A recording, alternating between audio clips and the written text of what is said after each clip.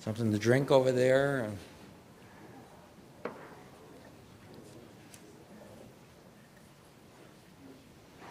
There are more people coming in.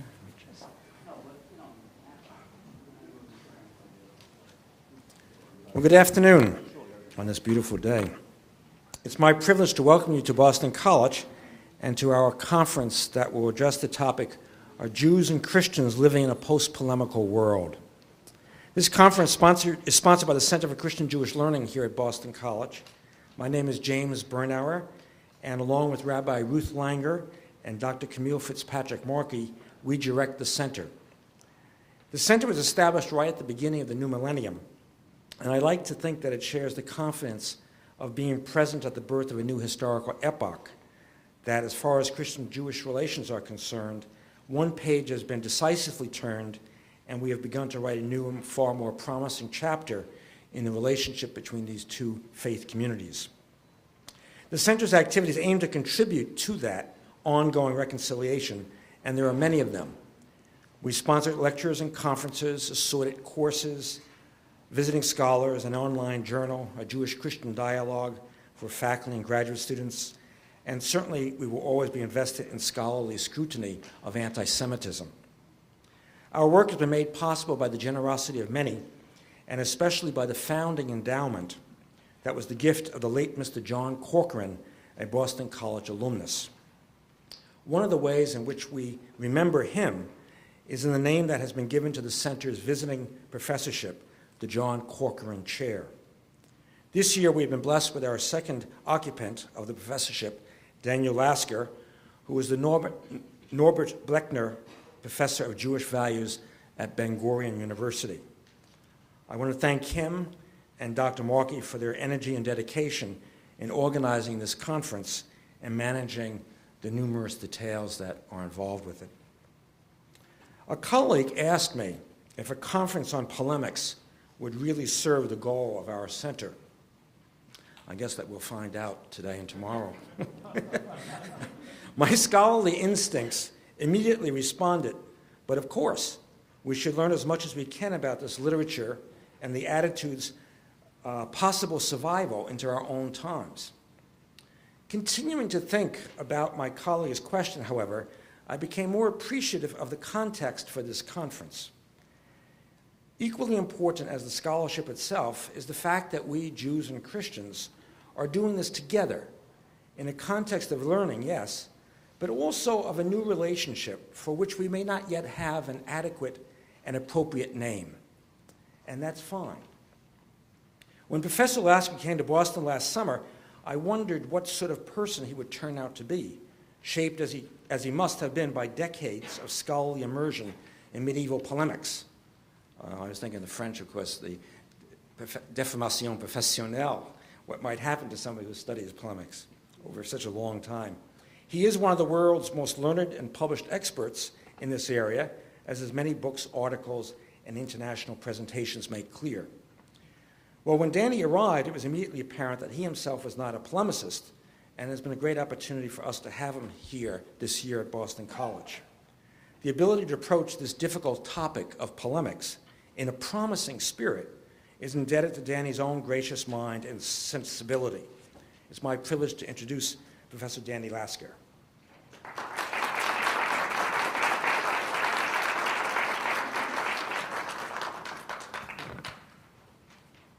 Well, thank you very much, and good evening. I'd like to begin by expressing my gratitude to the Boston College Center for Christian Jewish Learning and to its director, Father James Bernauer, and the associate directors, Dr. Ruth Langer and Dr. Camille Fitzgerald Markey. First of all, for inviting me to BC for the visiting Corcoran Chair in Christian Jewish Relations, and for encouraging me to organize this conference. They've made my stay at BC most pleasant and fruitful. As the speakers know, Camille has taken upon herself all the administrative aspects of the conference, making my role today relatively easy. I would also like to thank Boston College administration for its support for the Center for Christian Jewish Learning, the Corcoran family for endowing the activities of the chair, and the speakers who have taken out time from their busy schedules to join us here at BC for this conference. I would like to take this opportunity as well of wishing a speedy recovery to John Palanowski, who was originally scheduled to be with us, but unfortunately could not make it. The title of our conference is based upon a statement in Professor Israel Jacob Yuval's book, Two Nations in Your Womb, which appeared first in Hebrew in 2000 and then in English translation in 2006. This book, whose title refers to the prenatal struggle between Jacob and Esau, offers some controversial theses concerning the historical relationship between Jews and Christians. Without going into the details of Yuval's problematic conclusions, one statement in his introduction especially caught my attention. Yuval writes, "The Christian-Jewish debate that started 1900 years ago in our day came to a conciliatory close. This conciliatory close, according to Yuval, is a result of the overturning of two central Christian doctrines, namely the physical existence of Jews within Christian society was to be guaranteed, and two, the dispersion and exile of the Jews was a result of the ongoing punishment for the crucifixion. In light of both the Holocaust, which eliminated the assumption of Jewish survival in Christian society, and the establishment of the State of Israel, which ended Jewish exile, these two assumptions, which had lain at the basis of the Christian-Jewish debate, were no longer tenable. As a result," Yuval writes, "the anti-Jewish position of Christianity became reprehensible and illegitimate." Referring to his own research, Yuval continues, "Ours is thus the first generation of scholars that can and may discuss the Jewish-Christian debate from a certain remove. This book is hence the product of a post-polemical age." I think Yuval is correct that modern-day scholarship has investigated sensitive areas of the historical relationship between Jews and Christians which were once considered off-limits, and this has been possible partly as a result of the new relationship between the two religions. But can we say that Christians and Jews are really living in a post-polemical world? And furthermore, was the relationship between Jews and Christians before the Holocaust and the establishment of the State of Israel characterized only by polemic and debate and mutual delegitimization? And have the past 65 years been characterized only by dialogue and rapprochement and mutual legitimization? That is a subject which I wish to explore tonight and tomorrow, and for that purpose I've invited some of the leading experts on the medieval Christian-Jewish debate, as well as some of the most acute observers of and participants in contemporary Christian-Jewish discussions. I've asked them to consider what exactly the polemical age was, especially in light of recent revisionist attempts to see the medieval polemics in context other than the Christian mission to the Jews and Jewish resistance to that mission, and then to deliberate on the question, are Christians and Jews living in a post-polemical world now? Has the polemical era come to an end, conciliatory or otherwise, or does the modern period reflect and replay many aspects of the Christian-Jewish relations in the Middle Ages? The keynote lecture tonight is being delivered by someone who bridges the medieval and modern eras, a student of polemics as well as a keen participant observer of the contemporary Christian-Jewish encounter. Professor David Berger is presently the Dean of the Revel Graduate School in Judaic Studies at Yeshiva University, an institution much like Boston College, which is dedicated to combining first-rate scholarship with religious observance and commitment. For many years, Dr. Berger was a professor of Jewish history at Brooklyn College and has contributed studies in medieval polemics for the past 45 years. His edition of one of the classical medieval Jewish controversial texts, the Nitzachon Yashan, or the Old Book of Polemic, presents a window onto the entire breadth of the Jewish-Christian debate in the High Middle Ages. His collected articles on the subjects discussed at this conference have recently appeared in a volume entitled Persecution, Polemic, and Dialogue, and he just gave me a new book as he walked in. I am most pleased that he accepted my invitation to keynote this conference, and he will be talking tonight on the shifting dynamic of the Jewish-Christian encounter from the Middle Ages to the present. Thank you.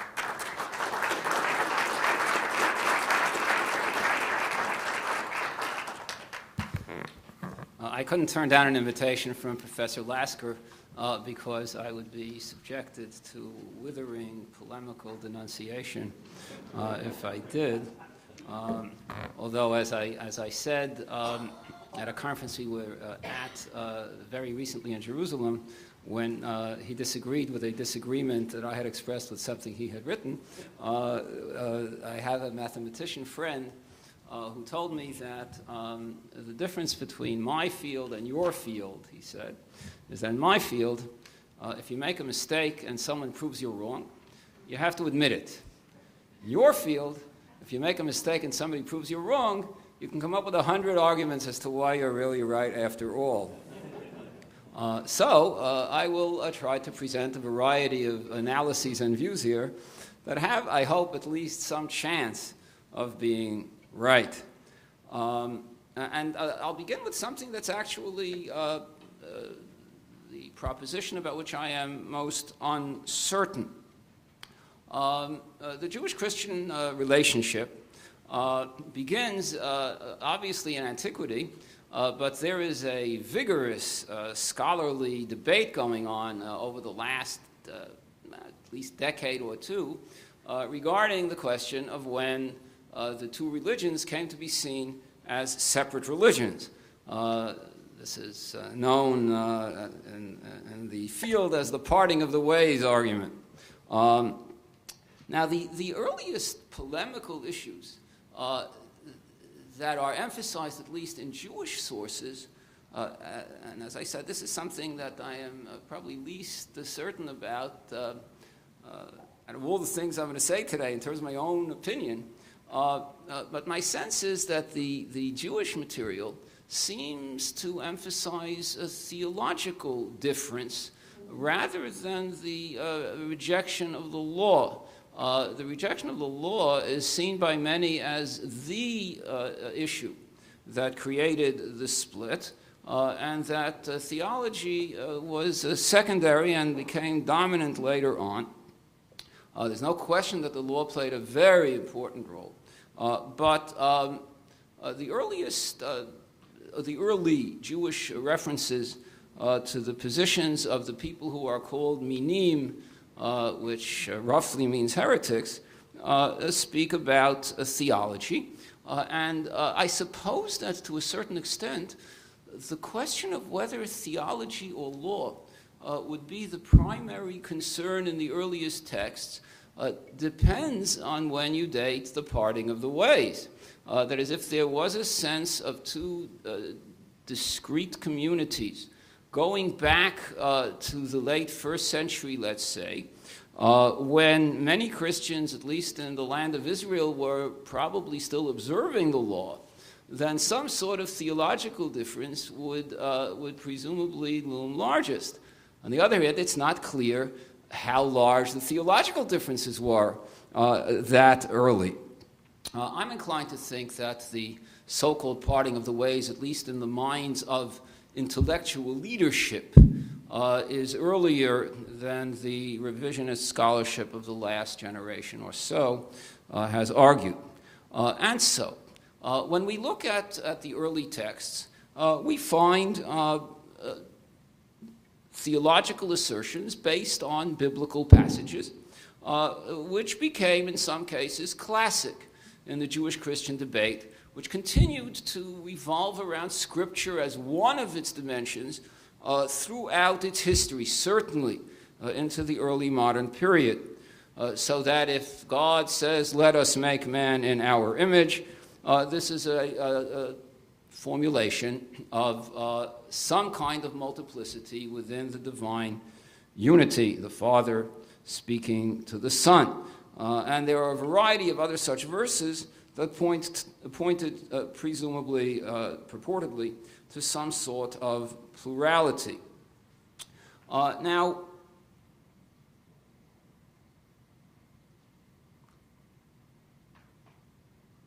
beyond the question of the law and theology, there was a critical development that, at least symbolically, plays a central role. And that is the assertion by Christians that they are the true Israel. In the book of Genesis, there are a series of brothers. And invariably, the younger brother is better than the older one. Sometimes the older one is really no good, and sometimes the older one is okay, but not up to the standard of the younger one. The most important pairs, or in one case it's not a pair, are Isaac and Ishmael, Jacob and Esau, the most important pair, because Jacob's other name is Israel, and because it was in connection with Jacob and Esau that there was this announcement made to the pregnant Rebekah that the younger would serve the older. And then there's Joseph and his brothers, and at the very end of the book of Genesis, there's a case when the older one is perfectly okay, but the younger one is still preferred for reasons that are not specified in the text at all, not even in a hint. When Jacob blesses his grandsons, Joseph's sons, Manasseh and Ephraim, Joseph places Manasseh, who is the older brother, near Jacob's right hand, presumably the more important hand, and the younger brother Ephraim near Jacob's left hand. And Jacob does something which I think it was Clement of Alexandria was the first one to notice this in a Christological context that goes beyond the standard younger and older brother theme. What does Jacob do? Yeah. What? He switches hands. That's one verb you could use. But there's another verb you could use. He crosses his hands. He makes the sign of the cross with his hands, thereby placing his right hand on the younger son's head, demonstrating beyond any possibility of disagreement that this is a Christological symbol. Now, the assertion that the church is the true Israel, the Israel of the Spirit rather than of the flesh, is, of course, central to this issue that nowadays goes by the name of supersessionism, and which I will get back to when we get to contemporary times. The challenge of understanding the 11th chapter of Romans is a challenge that continues to this day when in that chapter, really it's chapters 9 through 11, but in chapter 11 we have the famous image of a tree. The original tree is sort of rejected. There are new branches, or the old branches are rejected. The new branches are grafted onto it. They are the church. The old branches are the Jews. But we are told that the gifts of God are not taken back, and that eventually presumably the Jews, all Israel, but in this case Israel means the Jews. It has to in context, even though for Christians Israel often meant the real Israel, the new Israel, the true Israel, namely the church. But here, when it says that when the fullness of the nations will come in, or however you want to translate it, all Israel will be saved, Israel means clearly the Jews, the original Israel. It's just that they're going to be saved, presumably, when they recognize the truth of Christianity. So what it means that the gifts of God are, in the King James Version, without repentance, or in the newer translations, irrevocable, what that means exactly in terms of today's Israel is and was a matter of uncertainty, of disagreement, though I think it's fair to say that in the Middle Ages, the overwhelming Christian position was that although the old Israel will be grafted back in at the time of the second coming, and in that sense, Israel has not been rejected. The old Israel has not been rejected, but Israel right now is rejected, at least until that point. And as I said, that's something we will have to get back to. Now, the Christianization of the Hebrew Bible, which I've already said serves as a fundamental element of the Jewish-Christian debate, Jewish-Christian polemic, was to a certain extent an inexorable requirement of Christianity. Since the Bible was understood to be the Word of God, Christian doctrines that did not, at first glance, appear to be consistent with that text, the abolition of the law, for example, and the divinity of the Messiah, almost had to be found there. Since, after all, how do we know there will be a Messiah? How do we define this notion?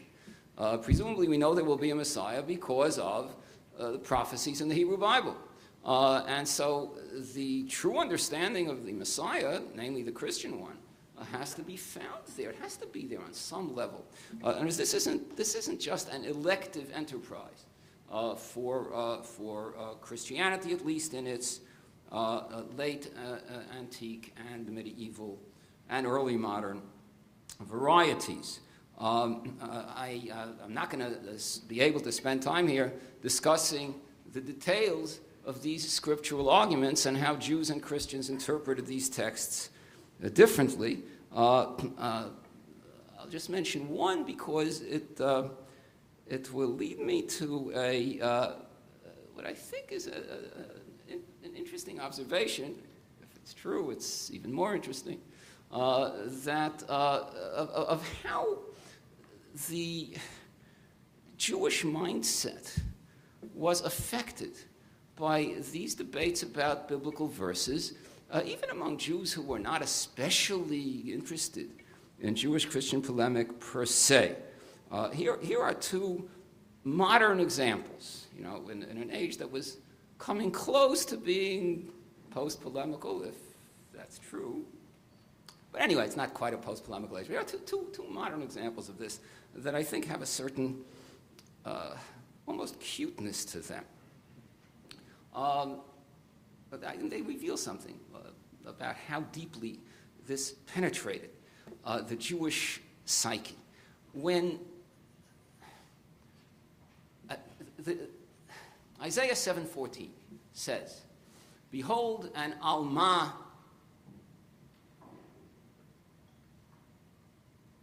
will conceive or is pregnant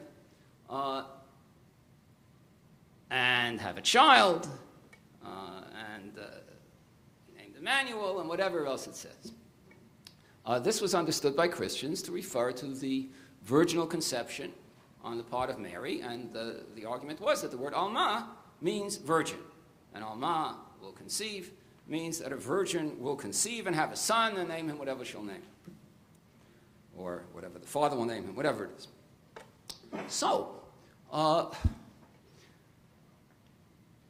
Christians pointed out, those who knew about this, that the Jewish translation of the Bible into Greek, the Septuagint, which was done before the Christian era, translates the word alma, which Jews claimed did not mean virgin, but meant young woman, with the Greek word parthenos, which at least almost always means virgin.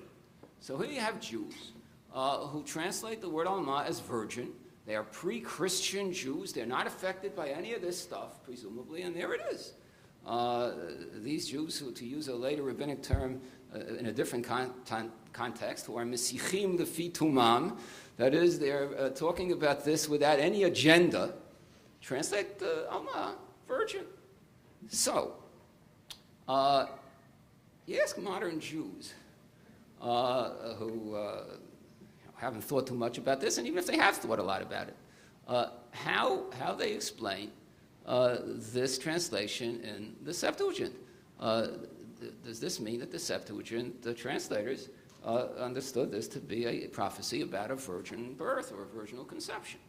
And all kinds of answers were given. That there's one place where the Septuagint translates parthenos, where the young woman is probably not a virgin anymore after the rape of Dinah. She's called, it says that the rapist came to love her. He loved the young woman, the Na'ara, and the Septuagint says parthenos, so she presumes she's not a virgin. Anyway, how does one explain the fact that the Jewish translators understood this passage in Isaiah to refer to a virgin.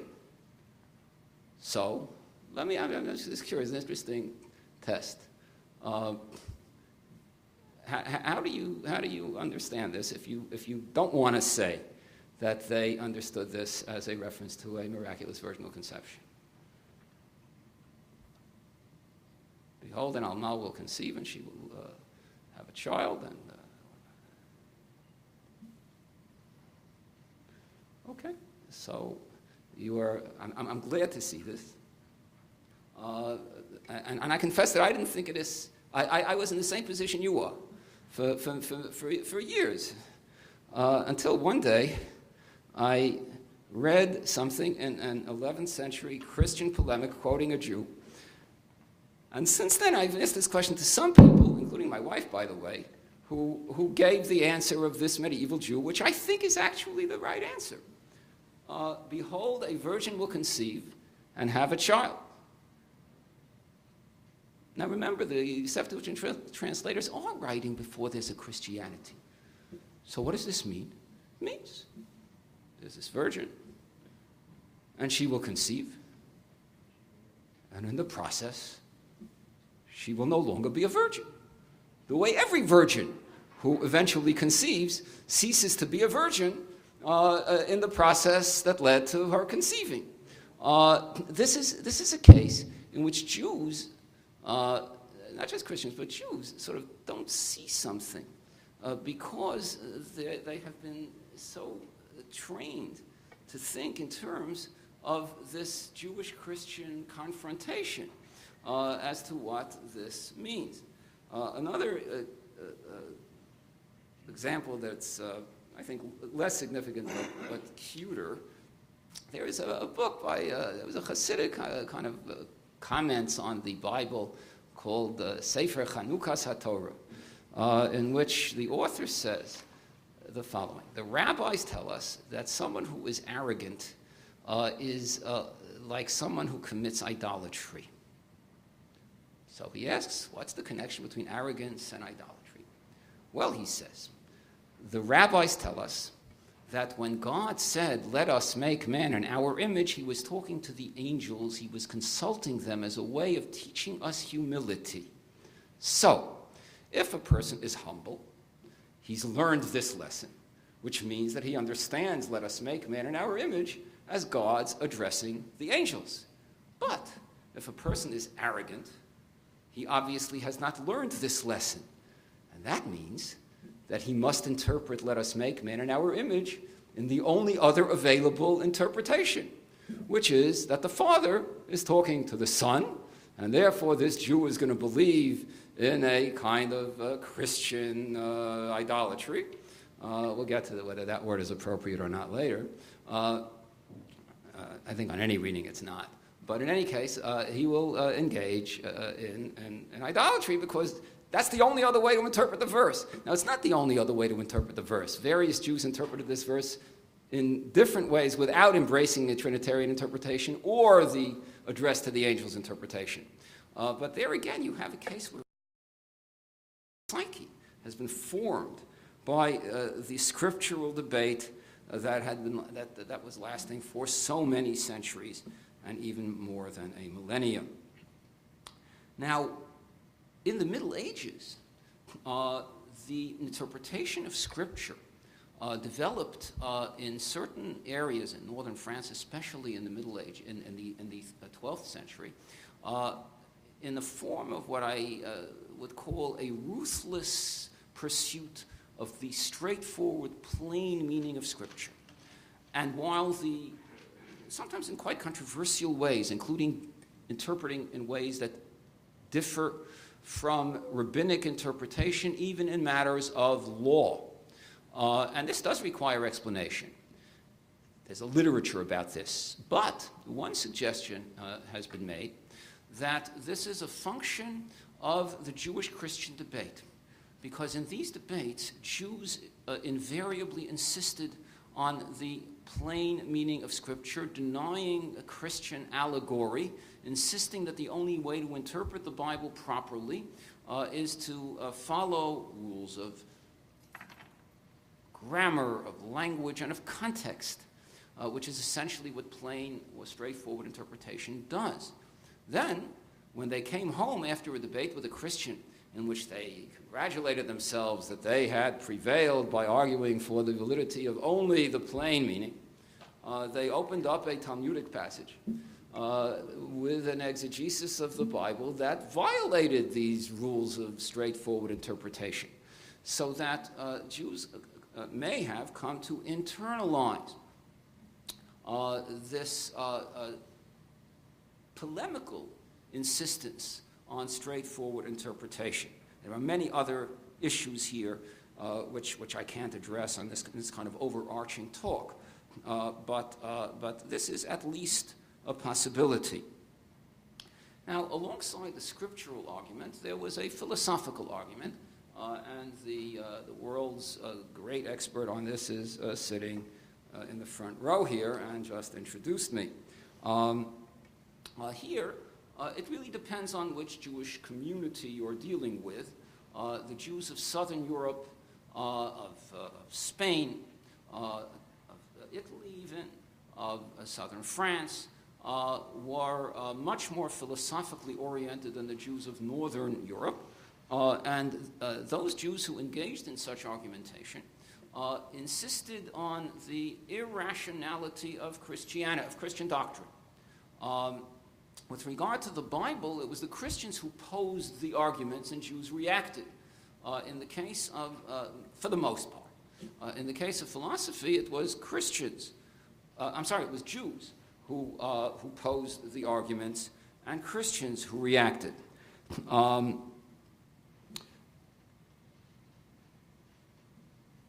Professor Lasker's classic book about this subject tells us how Jews made such arguments with respect to the Trinity, to the Incarnation, to transubstantiation, and to the doctrine of Mary's virginity, even in the process of giving birth.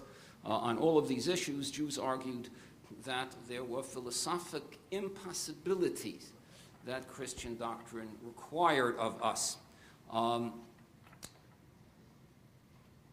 Nonetheless, as the Middle Ages wear on, one gets a sense that Jews develop a feeling that they are becoming philosophically less sophisticated than Christians. And you do get some sense of a little bit of Jewish insecurity, even on issues of this kind, even though the structure is not by any means entirely undermined. And in the Jewish popular imagination, not among philosophically sophisticated people, the irrationality of Christian doctrine remained instinctively entrenched. One historian famously argued that the attacks on Jews in the late Middle Ages, asserting that Jews did things that, as he puts it, no Jew was ever seen to have done, what he calls chimerical anti-Semitism, specifically the blood libel and the host desecration charge and the well poisoning charge, are a result of a Christian unease about the irrationality of Christian doctrine, most important, the doctrine of the transubstantiation of the bread and wine of the Mass into Jesus' body and blood, and that they projected this irrationality onto Jews. I'm not entirely convinced that this is correct, but it gives you some sense of how this philosophical dimension played out, even among non-philosophically oriented people. In the late Middle Ages, or in the 13th century and later, two other very important things happened. One is the rise of serious Christian missionizing, which didn't happen before then. This, too, is a matter of much scholarly discussion, but missionizing as a policy pursued with deep and consistent seriousness and with support from official organs or institutions of the church, is not an early medieval phenomenon at all. But by the late Middle Ages, it is. Moreover, the Talmud comes to be used by Christians to prove both the validity of certain Christian doctrines, just as the Bible had been used to prove Christian doctrines. Christians started using the Talmud to prove Christian doctrines. And at the same time, the Talmud was attacked for both error and unethical laws involving primarily discrimination against non-Jews.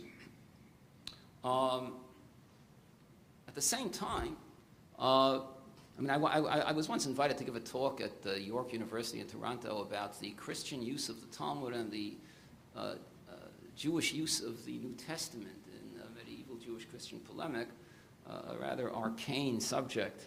I received an official invitation from the head of the religion department. He's not the one who organized this, not the one who really invited me, saying how happy he was to have me come and speak about the Christian youth, Y-O-U-T-H, of the Talmud, and the Jewish youth, Y-O-U-T-H, of the New Testament in medieval Jewish-Christian polemic. Now, when I showed up at the airport, they asked me what I'm doing here, and I ended up having to tell them, and they sent me to a separate room, and they wanted to know what this was about. They asked me, is this about Jews for Jesus? Anyway, they finally let me go, and I asked the person who really invited me what this was all about, and he said that they wanted to know if I was speaking on a topic for which they could have invited a Canadian. And when they heard that it was this absurd topic, everything was all right. And this tells us that the Jews began to use the New Testament also, arguing somewhat similarly in terms of the structure, that the New Testament contains evidence of the truth of Judaism in the sense that Jesus taught doctrines that are consistent with those of the Jews and not of the later Christians, denying, for example, that he was God and affirming the eternity of the law. In addition, but Jews also used it to attack it, to point to contradictions in it, and to deal with the figure of Jesus in very interesting ways. Some texts denounce him in all sorts of quite nasty ways, sometimes evoking passages in early rabbinic literature. But others argue, as I just mentioned, that he was a good Jew. And if he was a good Jew, then Christians shouldn't be good Christians because they are violating his teachings. And then we come to a different sort of issue. And that issue is how Jews saw Christianity as a religion. I mentioned the term Christian idolatry before and said that this is not an appropriate term in any sense, I don't think. But there is a Hebrew term that is usually translated that way that literally means foreign worship, avodah zarah.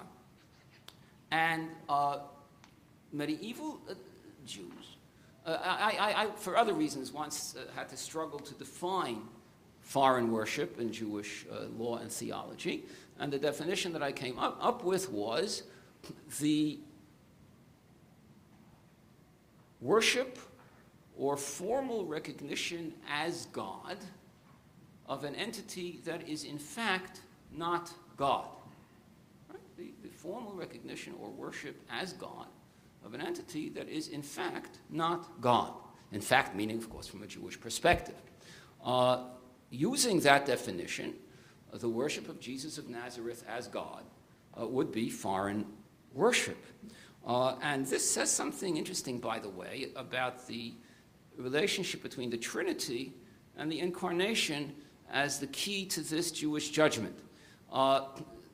Jews who, to this day, instinctively, when this question comes up, take the Trinity to be the key Christian belief that makes it, if one holds that that is the case, avodah zarah, or foreign worship. But as Professor Lasker's book shows, that's actually not true. The Trinity could be interpreted in ways that would not violate the unity of God, even from a Jewish perspective. Not that Jews accepted those understandings, but if the Trinity is God's power, wisdom, and will, or other things, then whether Jews thought that that was a proper division or not, they couldn't really say that it's, at least many Jews couldn't really say that this is a violation of the prohibition against foreign worship. What really caused, firmed up this evaluation was the worship of Jesus of Nazareth as God, and what it said about what Jews understood to be the real meaning of the Trinity, but that I won't pursue now.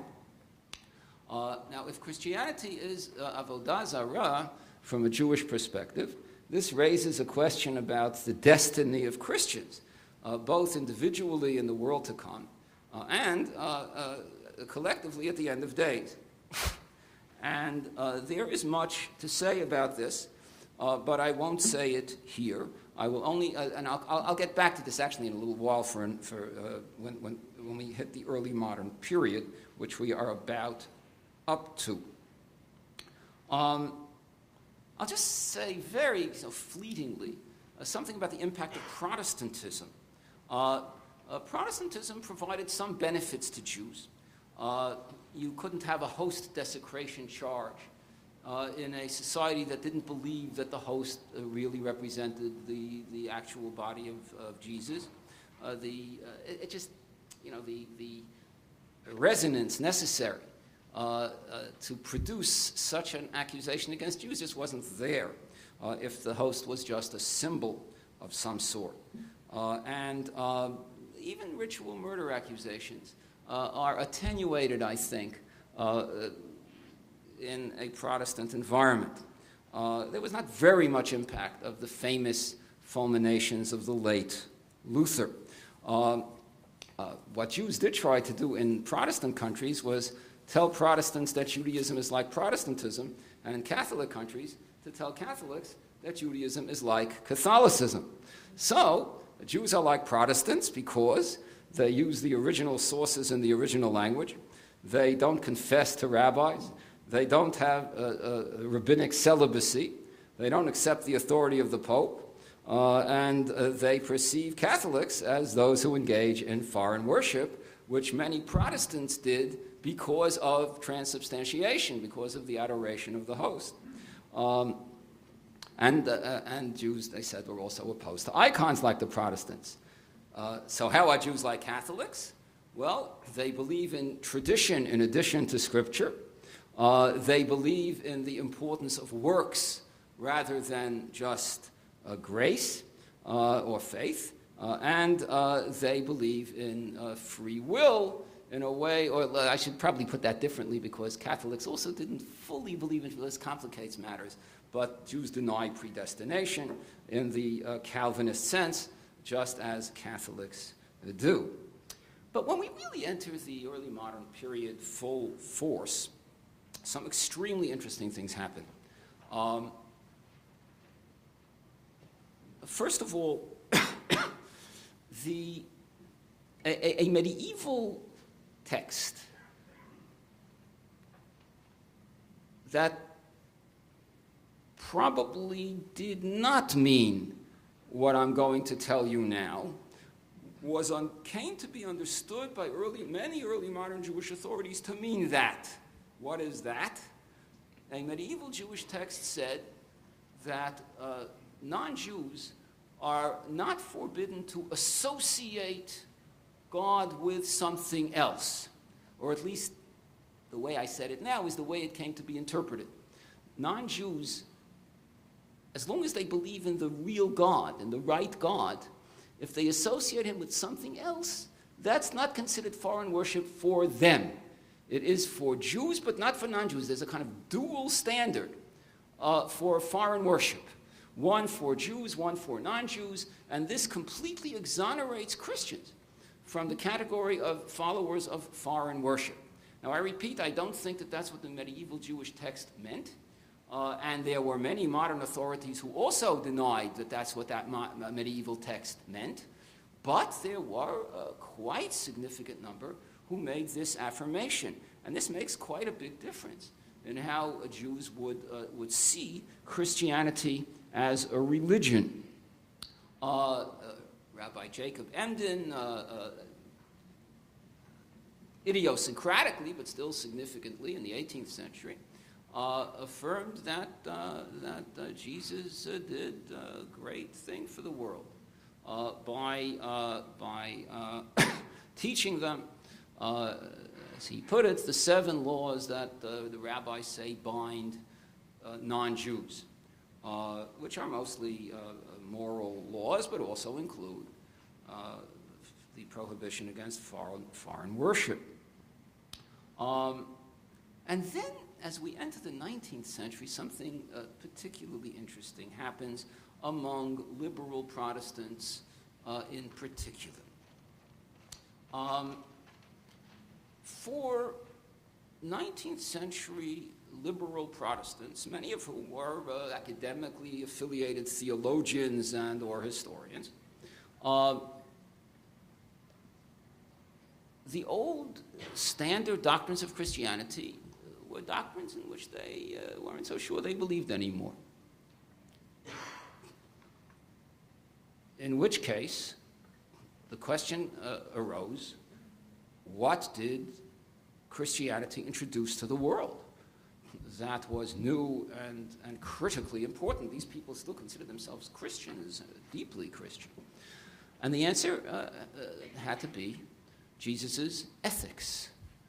To some degree also his relationship to the Father, but ethics. Now, at the same time, Reform Judaism was born in Germany, and Reform Jews no longer felt bound by the details of Jewish law. And so what is it about Judaism that was distinctive? The answer is ethics. And so something really kind of ironic happens. The two groups pretty much agree on content, but there is a battle of turf. Is that ethical system that they both more or less affirm Christian, or is it really prophetic Judaism to which Jesus didn't really add anything worthwhile? This approach, or this issue, led to Christian attacks on the ethics and spirituality of rabbinic Judaism in the time of Jesus, because Jesus' teachings needed to be contrasted with those of the rabbis of his time.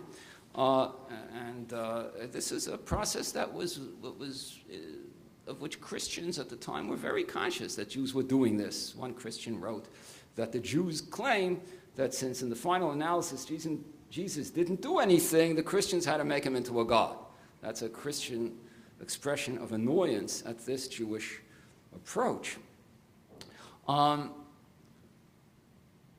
this, in the context of post-polemical or still somewhat polemical issues,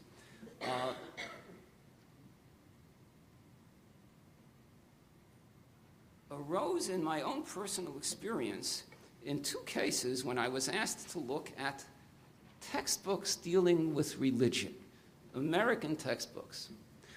Here is what I wrote in an article dealing with the point that I just made.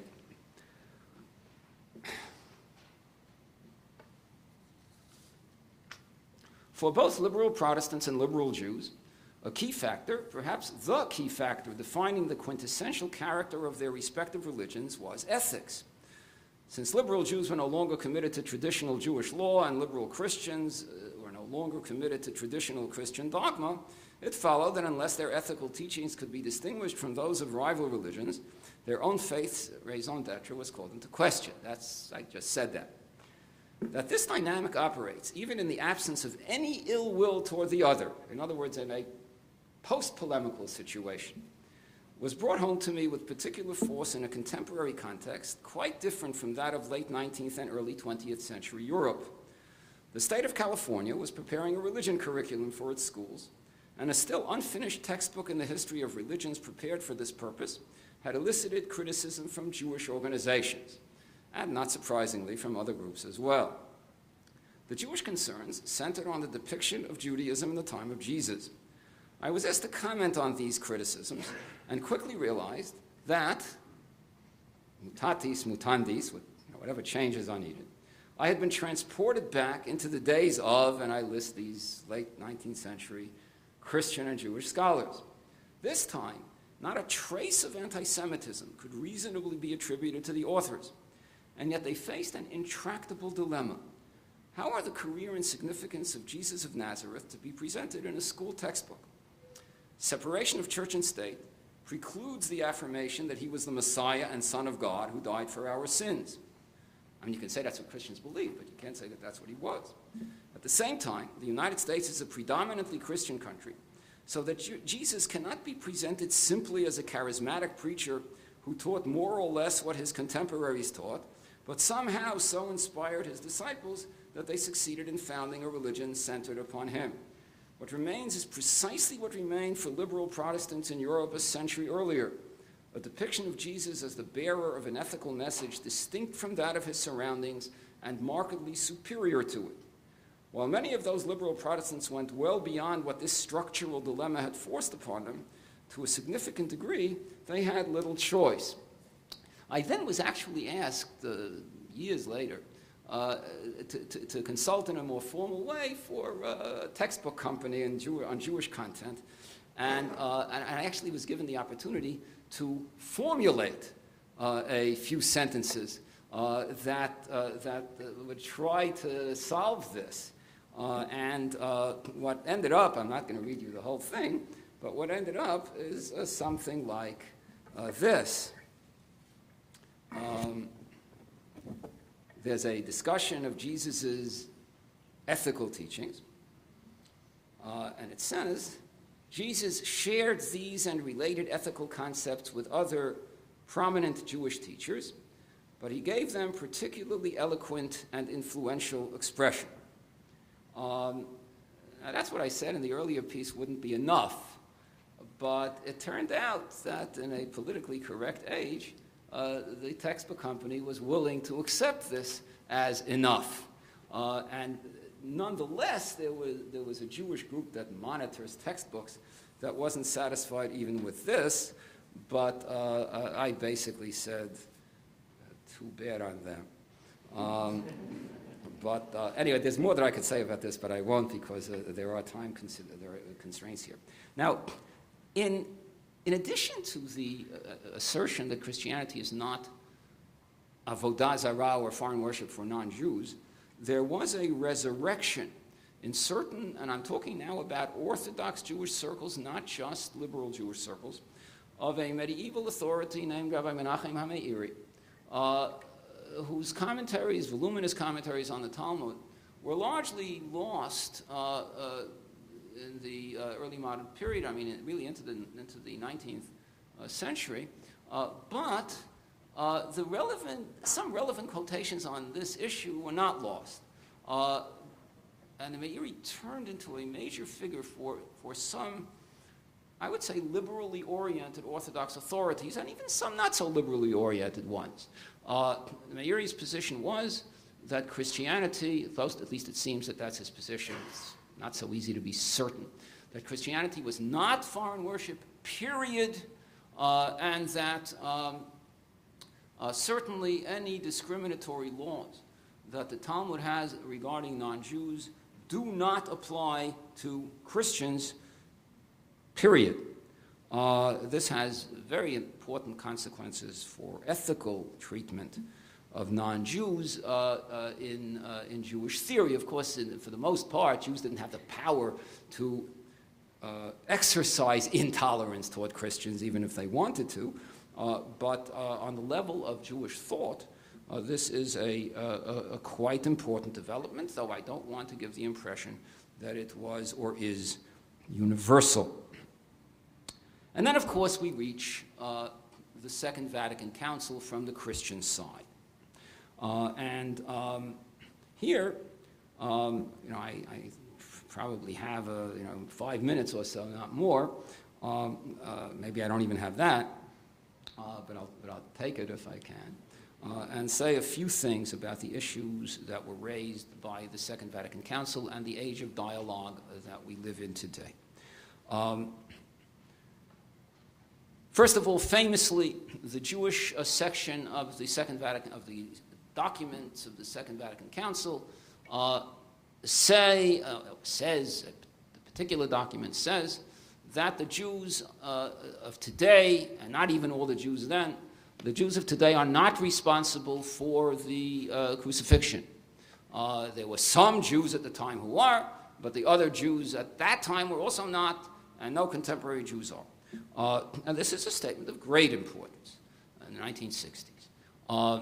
Some Jews, I think, churlishly reacted by saying, thank you. It's about time.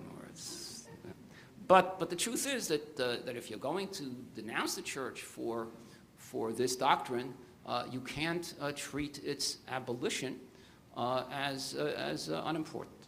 It's a very important moment, even though you could nitpick about it. This development also created the Jewish-Christian dialogue, and in fact explicitly urges dialogue. And here, there, in a post-polemical age, remain tensions and sensitivities of great interest. For example, the word supersessionism has become a dirty word among people with ecumenical inclinations. That is, it is seen, and this is true of liberal, ecumenically minded Christians and many Jews, it is seen as somehow a moral flaw for a Christian to assert that Christianity has superseded Judaism.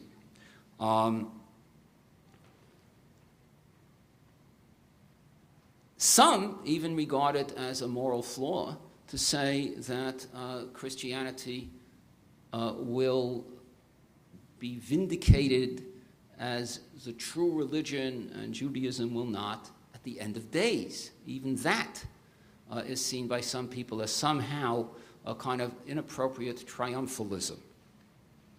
I actually don't even regard supersessionism before the end of days as a moral flaw, as long as it's not wedded to positions that are hostile to Jews and Judaism, and I would add, in light of recent developments, the state of Israel, where a strongly supersessionist statement was recently made, that made papers, which was embedded in a context of really almost vitriolic anti-Israelism. But the doctrine itself, I find difficult to consider immoral, because no Jew expects a non-Christian to say that the Jews are the chosen people. So, why should a Jew have the right to tell a Christian that the Christian's religion, he must say that the Jews are still the chosen people? I guess, the closer you are to somebody, the more you feel that you have you know what their sacred texts really mean, and they, after all, share one of your sacred texts, and this is something they have to say. I was thinking of something that's really not relevant in any rigorous intellectual sense. I was at a wedding in St. Louis once where men and women in an Orthodox wedding sit separately at the ceremony. It wasn't even a wedding where they sat separately at the meal, but they sat separately at the wedding ceremony, and there was one man who insisted on sitting with his wife. So there was one man sitting in the women's section. And I was asking myself, let's say this had been a Buddhist wedding ceremony or a Hindu wedding ceremony or a Muslim wedding ceremony. Would he have done that? And the answer is, of course not. But because it's his religion, he considers, there's something about closeness that gives you the feeling that you have a certain standing you might not otherwise have. At the same time, I must say that the rejection of supersessionism is a real and major phenomenon among ecumenically oriented Christians, very much so. And I have to say that I was absolutely floored when I read a sentence in a document put out by the Pontifical Biblical Commission about what would happen at the end of days. It's a document about it's called the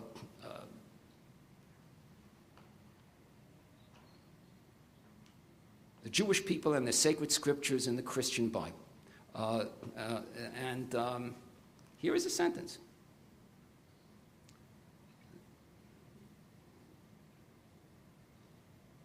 The definitive fulfillment will be at the end with the resurrection of the dead, a new heaven and a new earth. Jewish messianic expectation is not in vain. It can become for us Christians a powerful stimulant to keep alive the eschatological dimension of our faith. Like them, we too live in expectation. The difference is that for us, the one who is to come, and please listen to this, the one who is to come will have the traits of the Jesus who has already come and is already present and active among us. It doesn't say it will be Jesus. I still can't get it. It is amazing. It is absolutely amazing. And I don't know how, I'm not going to say that this penetrated Christian theology, but this is an official document. And on the other hand, there are, among Jews, there is a joke that goes around, which is not such a joke, which I've heard told in a kind of serious context by Orthodox Jews. I mean, it's in the context of wanting to accept help from fundamentalist Christians with respect to Israel. There's an agenda here, but still, that we don't have to worry so much about what they believe about Christianity versus Judaism, because when the Messiah comes, this is attributed to several important Jews, we'll ask him whether he's here for the first time or the second time. And, so the whole thing is not a big deal. And Irving Greenberg, in his book on Judaism and Christianity, said, and he would tell the Messiah not to answer. So I asked in a review what would happen if there's a follow-up question asked of the Messiah, are you the second person of the triune God? Whether Greenberg would also tell him not to answer, which illustrates some of these complexities. So let me end. There are a host of other issues which I can't talk about: the Church and the Holocaust, the canonization of Pius XII,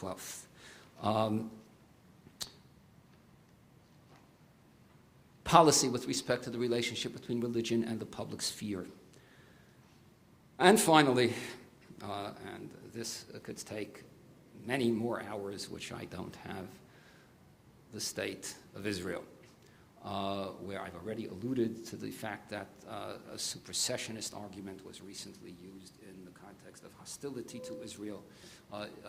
Jews who support Israel face the irony that Christian churches that are most willing to set aside classical formulations of anti-Judaism and Christianity tend, because of an overall political as well as religious liberalism in the present environment, not that I really think this is genuinely connected to genuine liberalism, are likely to be highly critical of Israel, while churches that continue to believe that missionizing Jews is proper and even a priority are supportive of Israel at a time where it needs support desperately. Here, polemic recurs, but it recurs in a more political than religious context.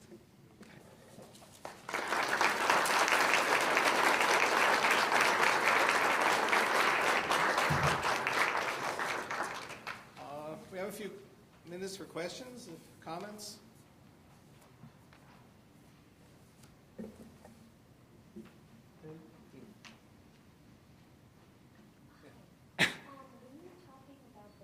Stand up. So. Sure.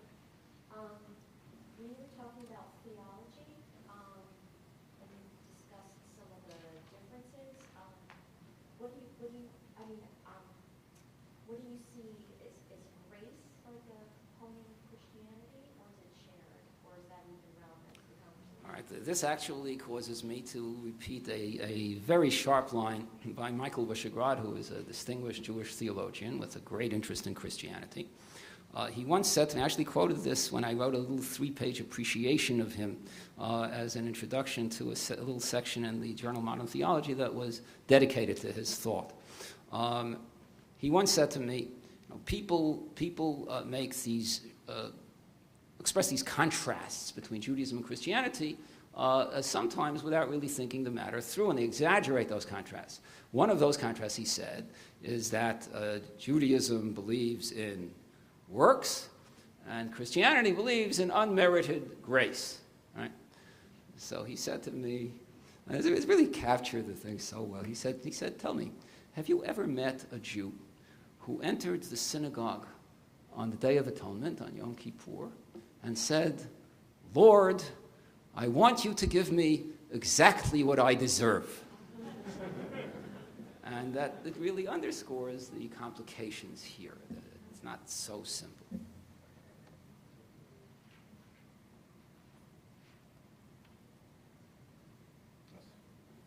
Please. I was going to appears about the kind of rediscovery of the Old Testament in later Christianity, a pretty modern period, as the source material for building society, as opposed to just sort of looking for clues of reference. How does that sort of play out in sort of Jewish-Christian dialogue? I have I don't know what to say about this, because I have perhaps not a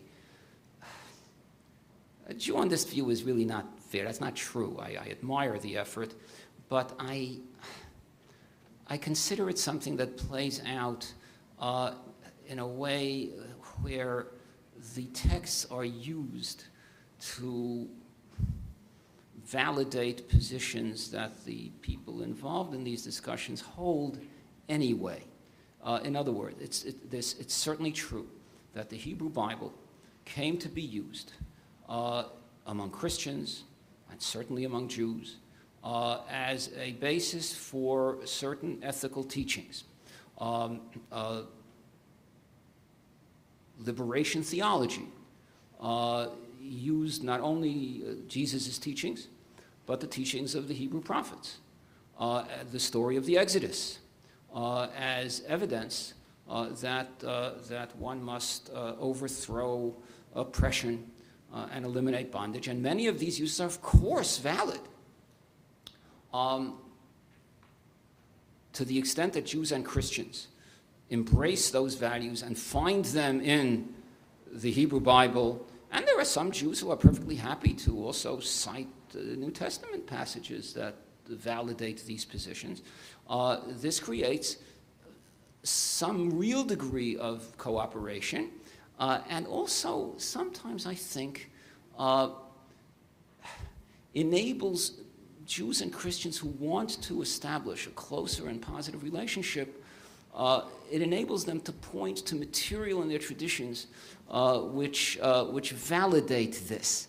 But I see it, from a historical perspective. Maybe I'm kind of poisoned by being a historian, more as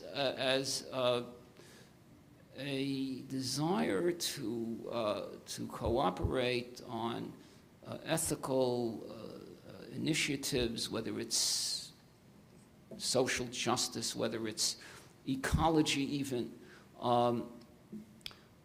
and to find in the texts the basis for this cooperation, more than the texts are driving it. But I could be wrong, and actually I hope I'm wrong. I'd like to ask you to be somewhat prophetic about where the dialogue is going, where you would guess it to be going. In particular, as Christianity becomes less and less Eurocentric, and there's much more an Asian and South American experience. And as we get farther from the experience of the Holocaust, it seems to me these are all great challenges Okay, so let me say, a few things which actually involve some controversiality. I have mixed feelings about the centrality of the Holocaust in this discussion, because the Holocaust can be a double-edged sword, in that some people who are not inclined to have favorable attitudes toward the Jews consider that they're being beaten over the head by the Holocaust. The Holocaust is being used as a tool of intimidation. You have to take position A, B, or C, because otherwise you're ignoring the lesson of the Holocaust. On the other hand, the lesson of the Holocaust is obviously of momentous importance. I think you're certainly right that its impact can't be expected to remain what it has been for the indefinite future. The other example that you gave was The shift of Christianity. yes. Okay. So I've had some interesting experience with this a little bit. Cardinal Lustiger, who died a few years ago from France, who was a born Jew and was converted to Christianity in his teens when he was saved by a Christian family, brought a group of cardinals from Asia and Africa to meet primarily Orthodox Jews in New York. And he said, this was done under the aegis primarily of the World Jewish Congress, but he came with a very small group, which only included maybe one of those 4 people, to have a discussion with a small group of people at Yeshiva University, where he said that he regards it as exceedingly important that these, and we're talking about cardinals now, not even about ordinary priests or even bishops. It's important that they meet Jews to reinforce their understanding of the biblical basis, the Hebrew Bible basis of Christianity, because he said they live in places where Judaism is marginal and non-existent, and as a result, their intellectual environment is one where the world of the Hebrew Bible doesn't play enough of a role in his view. Of course, I shouldn't say of course. In areas where there aren't Jews, you also tend to have a little bit less hostility toward the Jews. So they don't come from places that have anti-Semitic environments, which is a positive thing. But the absence of a connectedness to Jewishness, to Judaism, I think can be a problem. Whether at the moment they tend not to participate that much in Jewish-Christian dialogue, for reasons that I guess have to do with what I just said. So I can only say that at least one cardinal was concerned about this and tried to do something about it, but I think the phenomenon and the issue is a real one. I wondered if you have any historical perspective on how Islam affects the Jewish-Christian dialogue, disputation. I would think that if at times Islam and Jews were not so hostile toward each other, maybe the Christians are more different, but at a time when Islam and Judaism become more hostile to each other, that makes Christians and Jews closer? Is there... It's a very big question. That's a very big question. I'll try to answer it in a few sentences. In the Middle Ages, Jews generally considered Islam to be closer to Judaism than Christianity was, and that is certainly true theologically.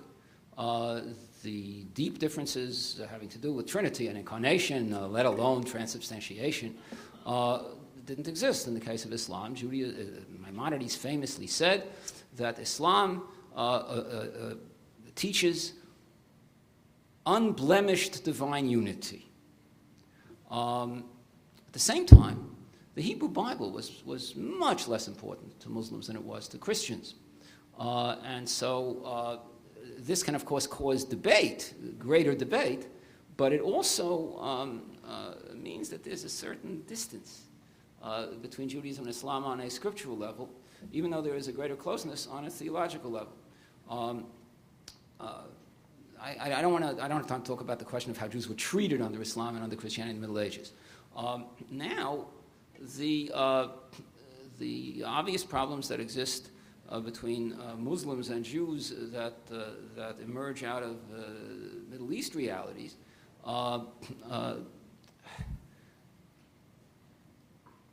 actually, I don't think that they have had an especially positive effect on Jewish-Christian relations or dialogue. Most Muslims do not engage in such dialogue. And this is in part because Islam didn't go through the Enlightenment. It didn't develop the sorts of modern theology or theological reevaluation of Scripture that made this dialogue between Jews and Christians in the second half of the 20th century possible. At the same time, this doesn't necessarily bring Jews and Christians closer together, unless you would want to say that there is a joint interest in being hostile to Islam. But that isn't really the case. First of all, because Jews and Christians who engage in dialogue tend to be more liberally oriented in the most positive sense. That they're not people who want to be hostile to other people. They're very uneasy about being hostile to other religions. And as a result, if anything, there is an effort by ecumenically minded Jews and Christians to try to find those Muslims who are willing to engage in discussion and develop some sort of trialogue sometimes. But at this point, those efforts are still at best in their infancy. Thank you very much.